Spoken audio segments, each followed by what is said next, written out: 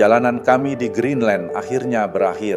Dari Nuuk, ibu kota Greenland, kami terbang menuju Copenhagen, Denmark, melintasi Samudra Atlantik Utara. Namun ada satu hal yang menarik. Meski berada di Amerika Utara, Greenland tetap terhubung secara politik dengan Denmark. Sebuah hubungan yang bertahan sejak 1814 setelah berakhirnya Persatuan Denmark-Norwegia. Memasuki era modern, hubungan itu terus berkembang. Pada 2009, Greenland mendapatkan otonomi yang lebih luas melalui Self-Government Act yang memberi kewenangan atas sumber daya alam dan urusan domestik. Meski demikian, pertahanan dan hubungan luar negeri masih berada di bawah kerajaan Denmark. Selama berabad-abad Greenland dianggap sebagai pulau terpencil yang tertutup es dan jauh dari perhatian dunia. Namun semuanya berubah ketika es di Arktik mulai mencair. Saat ini Greenland diperebutkan karena 3 hal besar. Yang pertama adalah posisi geografisnya yang sangat strategis. Greenland berada di persimpangan Amerika Utara, Eropa, dan Arktik. Pada masa Perang Dingin, Amerika Serikat membangun pangkalan militer di Greenland untuk memantau Uni Soviet.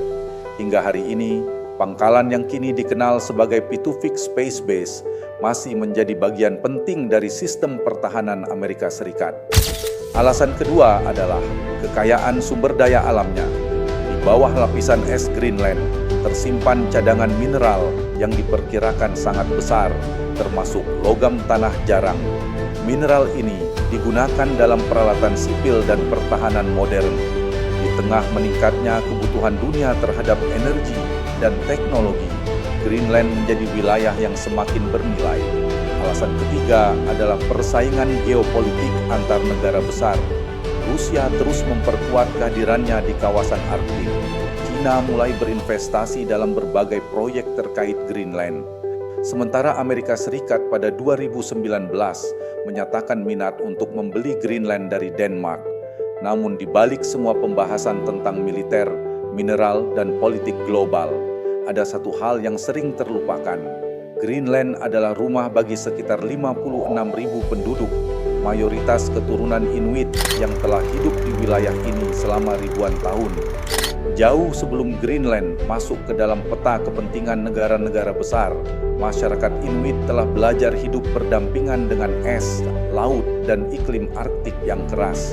Beberapa jam kemudian, pesawat kami mulai mendekati Copenhagen, kota yang sangat berbeda dengan lanskap Greenland yang baru saja kami tinggalkan. Dan dari perjalanan ini, kami menyadari bahwa Greenland sedang berada di persimpangan sejarah yang baru.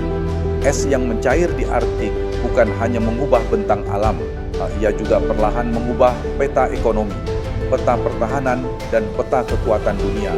Namun sebesar apapun kepentingan negara-negara besar terhadap Greenland, pada akhirnya pulau ini tetaplah rumah bagi mereka yang telah menjaganya selama berabad-abad.